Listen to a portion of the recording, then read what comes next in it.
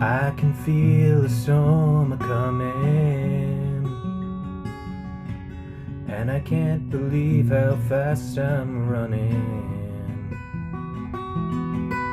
You make me feel like time hasn't passed at all. I need your gentle words when I fall. And all this second guessing can't explain why I'm struggling to say. Your gestures of love break my heart again when they unfold. Some things aren't meant for you to know.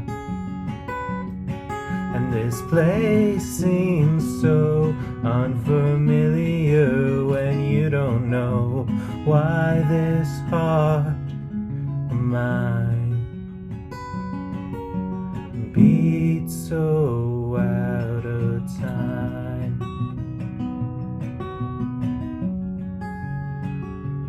So that's a song by my guest.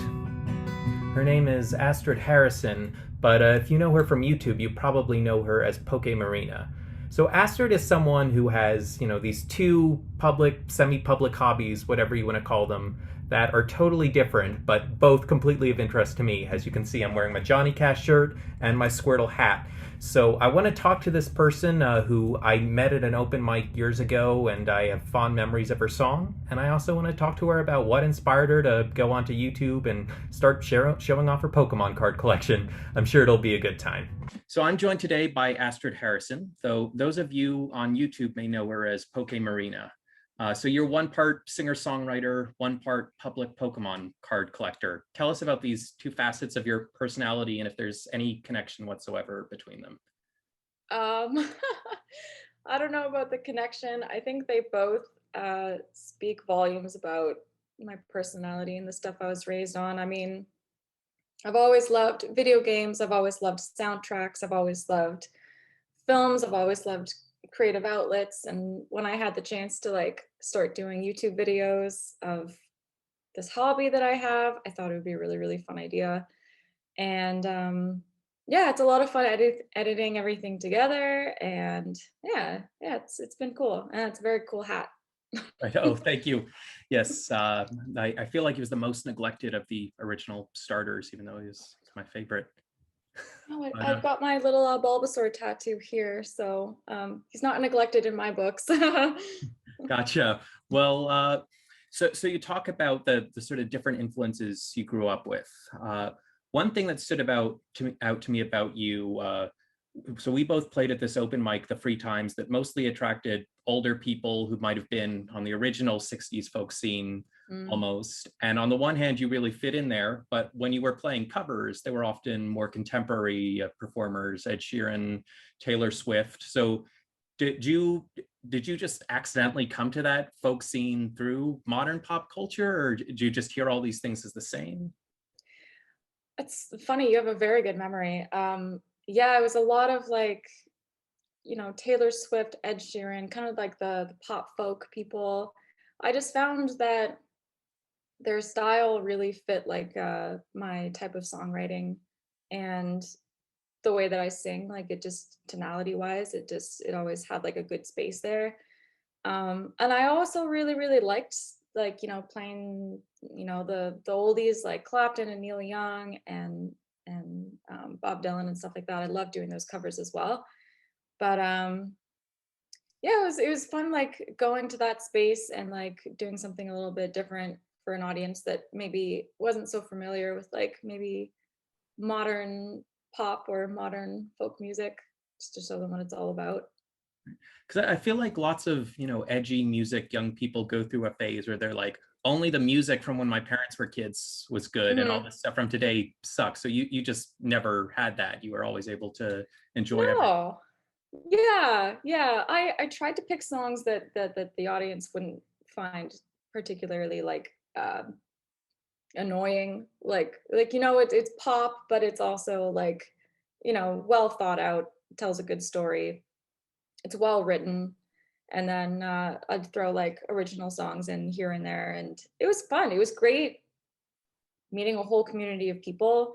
I met you, I met some really incredible other talented people. I met JP, who's now like, up doing his own crazy things in the world of Hollywood. It was wonderful. So it was a great crowd. And I feel like at that spot, like everyone was pretty supportive of one another. You definitely get some people going in and just playing whatever they wanted to play, and everyone was all for it. And so no matter what, I felt pretty comfortable doing whatever I felt like there, to be honest. For sure. I feel like the time we were there was like this brief period where it just felt like there was this whole crowd of regulars. And then in my second year going there regularly, a lot of those people disappeared. So I remember this one guy who I've never been able to find again, Jesus Las Vegas, who just used to like scream and play blues. Oh man, I love that guy. Oh, I know exactly what you mean. There was like, you just see the same people every single night, and you get to like know their songs, which is really cool too. Like you could sing along with them, and the fact that they had an audience of people like singing their songs, like you could just tell they loved it, and it was really really fun to support each other. And then yeah, I found the same thing, and that's probably why I ended up dwindling off there as well, is because I found that the regulars were leaving, new people were coming in, they were introducing new performance types like stand-up comedy and stuff like that. It became less about the music, and I just thought, well, I could still go and watch and stuff like that, but I didn't quite feel like the same crowd was there that I liked performing to. So Yeah, well, let's talk about some of your songs. So you have some memorable titles. One called Crossroads, which makes me think of the whole Robert Johnson selling his soul thing, but I don't really think that's what your song's about. no, it's not, but yeah, Crossroads. Man, the stuff I performed at that cafe that we were talking about, that was like a lot of, that was Crossroads, that was One More Night, that was Gestures, all the music that I was writing when I was kind of in high school, like 15, 16, 17 years old, writing music. Um, and Crossroads was one of those. And Crossroads was great because it was the first song I ever wrote that I actually told a story that like I felt like I had communicated very well. And it was written about like an actual person. So I was able to like perform them the song and say, hey, this is about you. And I was able to like show them a song and tell them something that I don't think I would have been able to like just put into words and tell them in straight conversation. So I really liked that one. That was cool. I should like pick that one up again.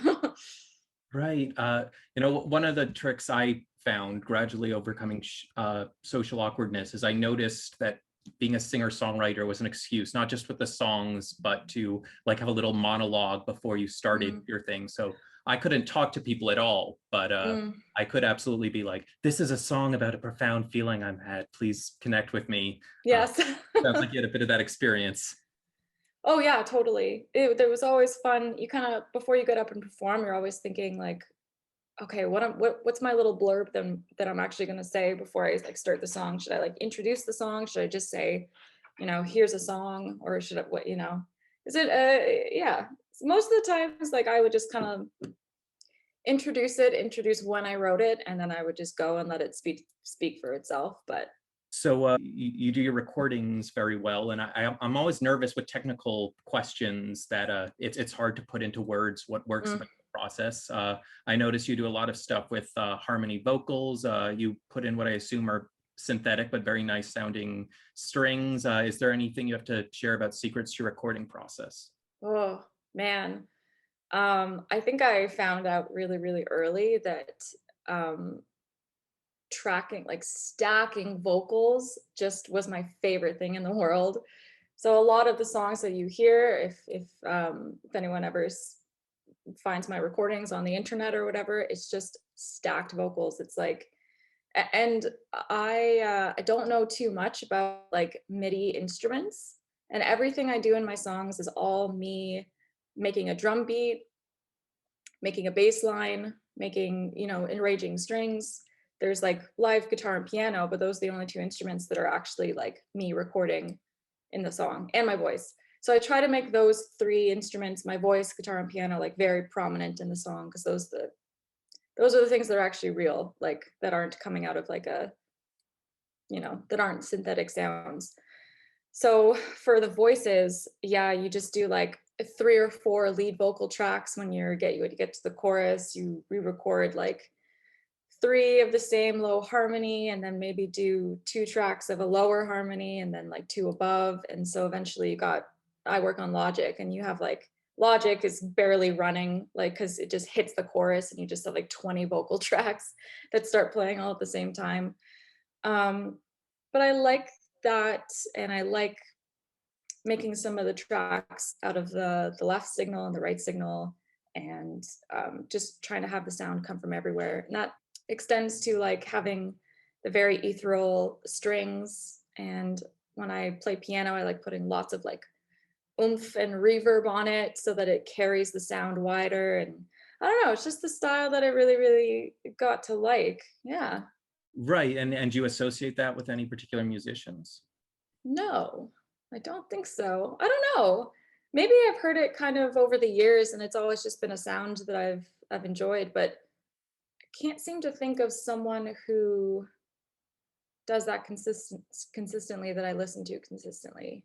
Right. Well, it does seem to be like a unique in between. I think there are people who'll be like, I'll only do the most minimal instrumentation. And, there are people with an orchestra or a fancy producer behind Mm, them. And it sounds like you say, okay, I'm willing to do these strings and the synthetic bass and drums, but the fact that you're still prioritizing the real instruments, I think having that mm. committed compromise is very unique. Yeah, thank you. So let's talk about your more recent pursuits. And I suppose let's start with the idea of being an adult person talking about Pokemon on the internet. Mm, I what the way it worked for me, and I think I'm 2 years older than you. hmm. Pokemon took off when I was in kindergarten, and I felt like it was socially acceptable to like it until about third grade. So Right. I missed out on Ruby, Sapphire, Emerald. And then Mm. for some reason at the start of high school, it was socially acceptable to like Diamond and Pearl again. And from then on it was all sort of okay. But I guess Yeah. it felt like this one thing where I had to go through the trauma of being told you have to outgrow this. And then Mm. our generation collectively decided, oh, it's okay to like this thing again. And it really confuses my parents who, whenever I bring it up, they're like, seriously, they get really annoyed. So I don't Oh know, what yeah. was your experience growing up with this franchise? Like exactly the same with you. When you're a kid and it comes out, it becomes popular in North America. It was like so amazing. It was so cool. So many new games. The collect like the trading card game primarily. Like was so excited to like make a playing card deck that I could like play with people. And then like the trends change, and because you're in elementary school, you have to just like forget about it and do something else. Like it switched to like Beyblades, and then it switched to like this certain candy that everyone was supposed to like, and then it switched back to Digimon or something, and then yeah, and now for some reason it's like now Pokemon has just made a return, and it's like the older you are, like the better, because there's so many different new like facets of the hobby now in terms of like collecting and like investing and all these types of things that I never would have thought of as a kid. Yeah.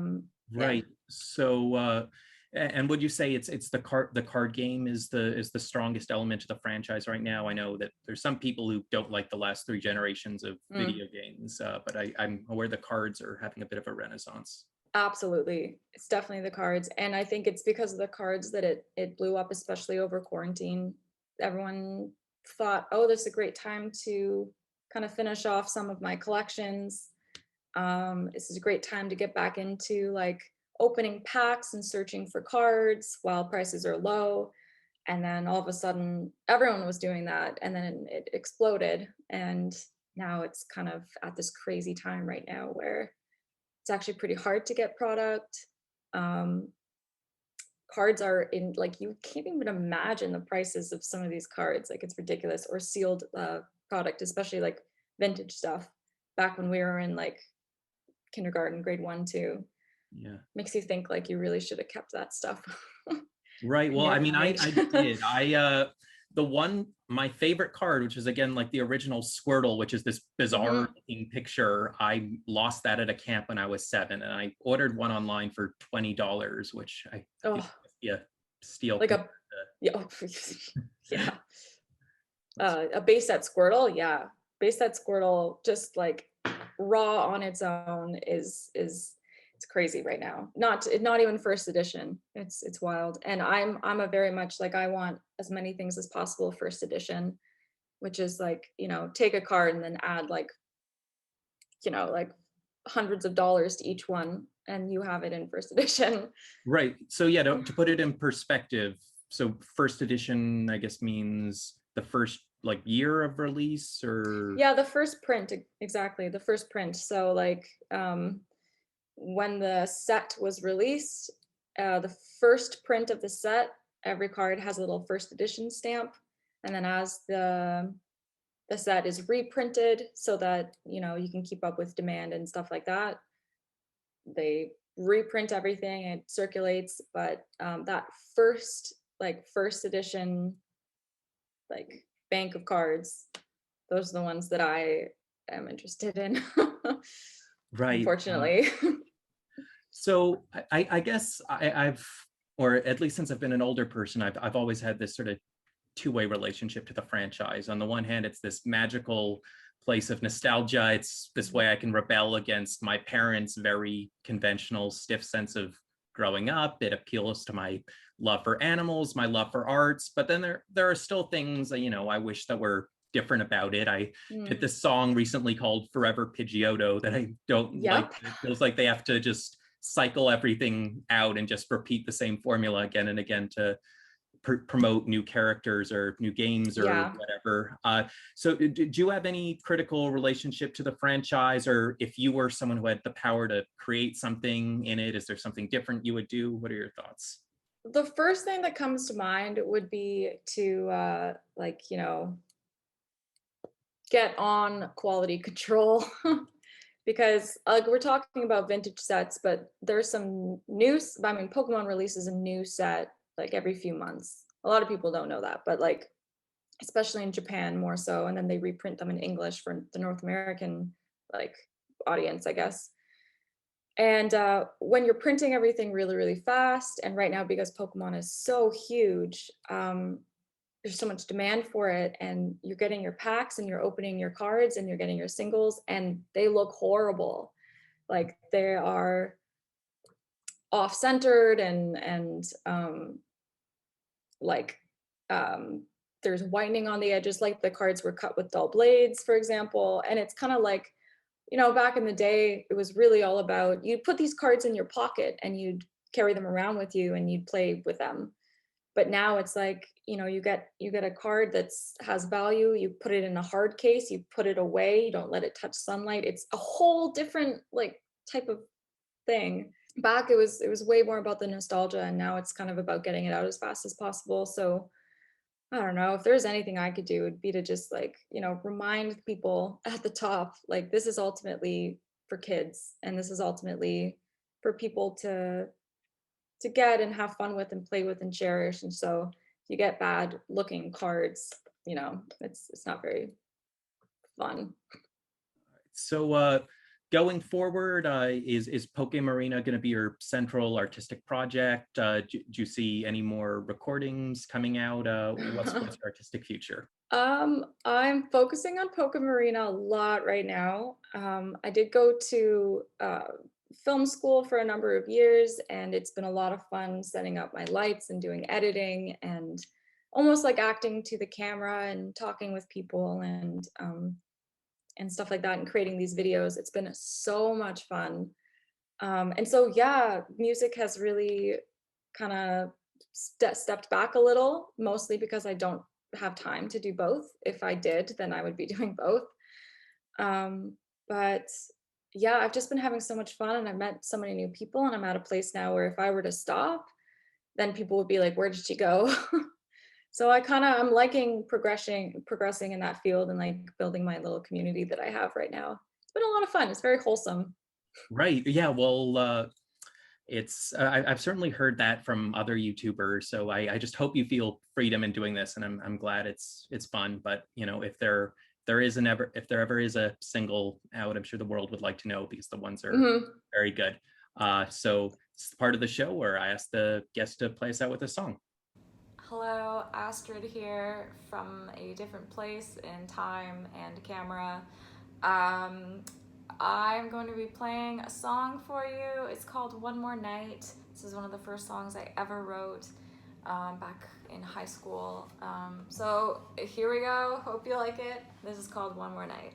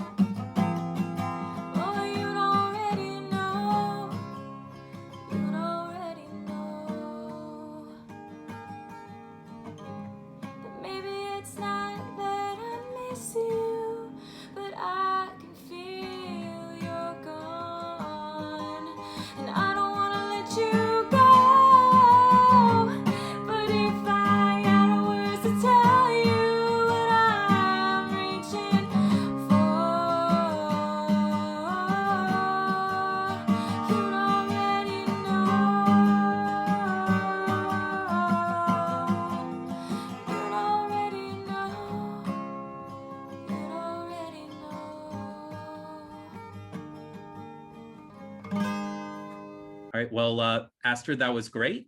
Brings back a lot of memories hearing that one. And whatever the arts may be going forward, I look forward to following them. Thank you so much. Thanks for talking with me.